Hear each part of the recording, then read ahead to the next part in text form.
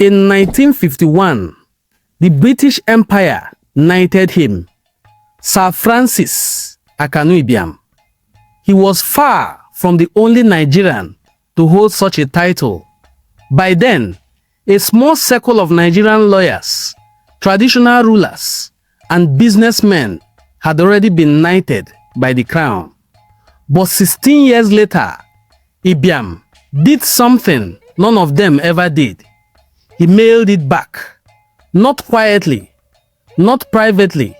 He sent a message straight to the Queen of England, dropped the English name she had once celebrated him under, and told the British government in plain words that wearing their knighthood while they armed the soldiers attacking his own people was something he could no longer live with. Nigeria had knighted lawyers, kings, and businessmen before him. It had never had one who handed the title back. This is the story of the man who was knighted by an empire and made himself in front of it to take sides with his own people.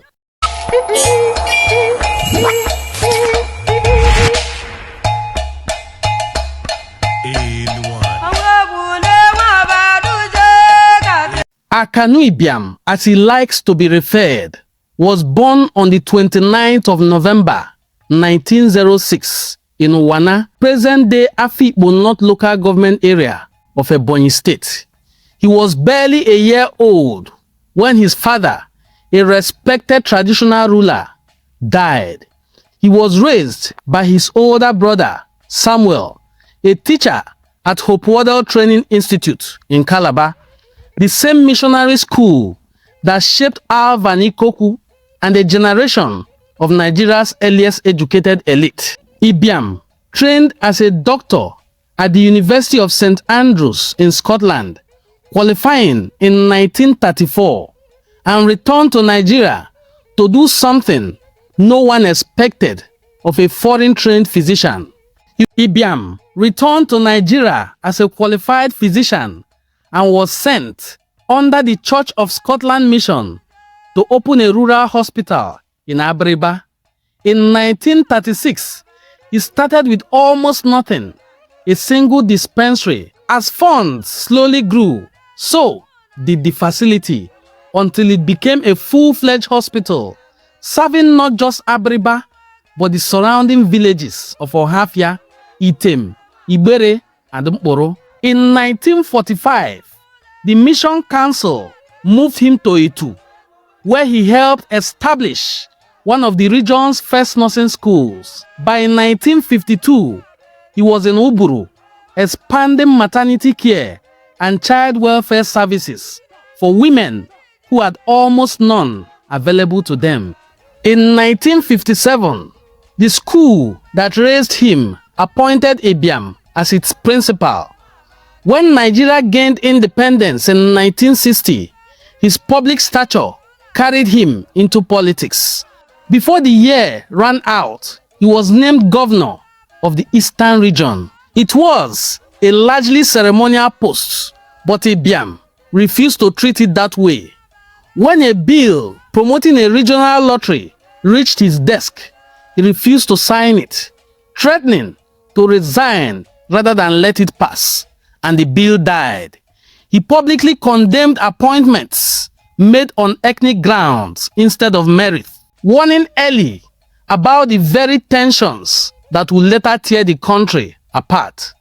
His honors accumulated alongside his principles: an OBE in 1949, a knighthood in 1951, and in 1962, a knight, commander of the Order of St. Michael and St. George. By every visible measure, the empire had no higher praise left to give him.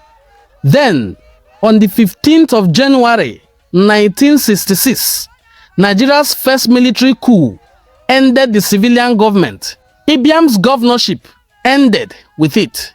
His successor was a young officer named Chukwuemeka Odumegwu Ojukwu, the man who within 2 years would lead the region into secession as the Republic of Biafra. When the war broke out in 1967, Ibiam did not stay silent. As one of 6 presidents of the World Council of Churches, he had a global platform and he used it, traveling to Geneva and beyond, working through church contacts to secure food and medical relief for a population being starved by blockade. But it was what he did with his own honors that became his defining act. As Britain continued supplying arms to the Nigerian Federal Government fighting its own people, Ibiam sent a message to the Queen through the British High Commissioner in Enugu. He was returning the insignia of his knighthood. He said it would be illogical and immoral to wear it while the same government supplying it was arming the forces trying to exterminate his own people.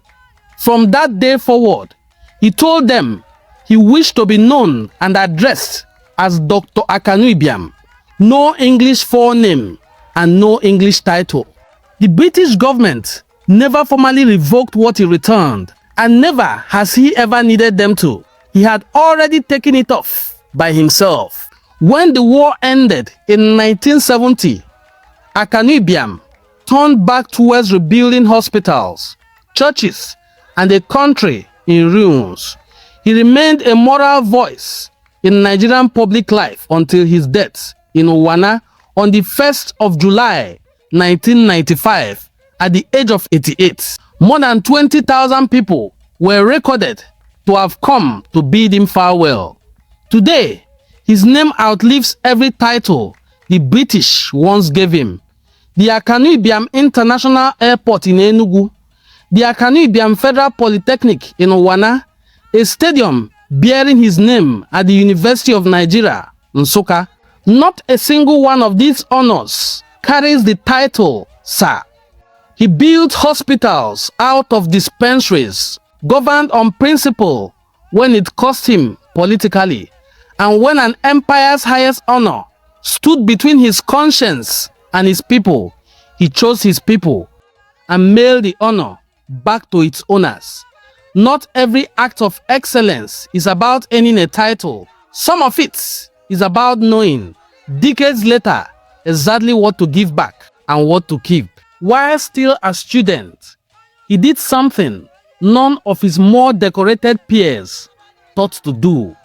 He organized the first Igbo Students' Union in Great Britain. Just 3 men at first, Kodilinye, Onwu, and Francis Ibiam, rotating their meetings between London, Glasgow, and St. Andrews. Their constitution had one usual rule: anyone caught speaking English instead of Igbo language during their gatherings had to pay a fine. 3 young men, thousands of kilometers from home, refusing to let a foreign university strip them of their own language, even while they mastered its medicine. Today, on Enuane Cultural Forum, we honor his legacy.